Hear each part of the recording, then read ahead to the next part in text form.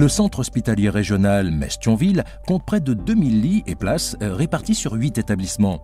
C'est au cœur de l'un de ces sites, à l'hôpital de Mercy, que sont nés plusieurs projets spécifiques d'accueil et de prise en charge des populations vulnérables et souffrant de handicap, ce qui pouvait entraver leurs droits et leur accès aux soins. L'un de ces projets a été conçu pour permettre une meilleure prise en charge des populations sourdes et malentendantes sur le territoire de la Moselle. L'idée, c'est de mettre l'accent sur une prise en charge personnalisée, vraiment dans cette dynamique de personnalisation de la prise en charge, singularisation. On a un partenariat de longue date donc avec la Mutuelle nationale des hospitaliers qui finalement nous proposait de tester au sein du CHR de Metz-Thionville un dispositif qui permettait d'améliorer l'accessibilité des personnes sourdes et malentendantes, soit qu'elles signent ou qu'elles ne signent pas d'ailleurs. L'idée de ce dispositif, c'est de permettre à une personne qui est sourde, malentendante ou porteuse d'un handicap auditif de rentrer déjà en contact avec l'hôpital, juste prendre un rendez-vous. Voilà, je voudrais un rendez-vous dans le service d'ORL ou même en service de cardiologie. Elles peuvent prendre leur téléphone et via ce dispositif, qui finalement fait la traduction, qui se fait l'interprète, elles peuvent prendre un rendez-vous. Et on a mis en place ce dispositif auprès de nos équipes d'accueil, donc les hôtesses d'accueil, le service des admissions.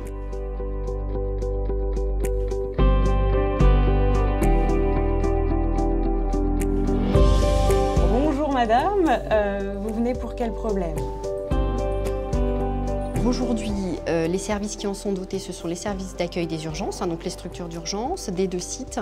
On a le service d'odontologie sur le site de Thionville et le service d'ORL sur le site de Metz. La consultation va se dérouler soit en deux temps en fait. Soit on prend un système de langage des signes pour les personnes sourdes et malentendantes qui réalisent en fait, qui utilisent le langage des signes, soit on utilise la télétranscription instantanée de la parole. Comment va Tony ? Là, l'exemple d'aujourd'hui, c'était pour le petit Tony et sa maman qui utilisent le langage des signes. Non, en fait, il n'y a pas de défaut, mais comme la taille ne convient pas, il faut attendre que ce soit réparé.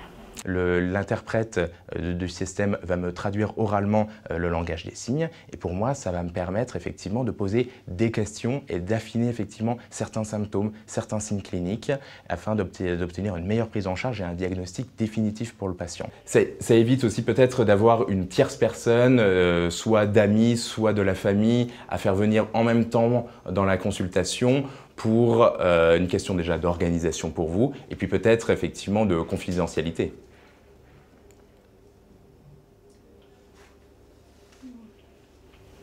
Tout à fait.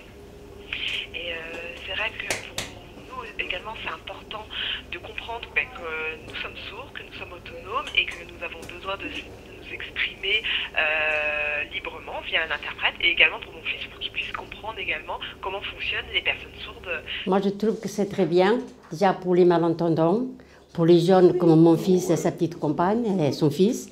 Donc c'est super bien parce que quelquefois on ne peut pas venir avec et ils ne comprennent pas. Et quand on prend un interprète, chaque fois il faut payer.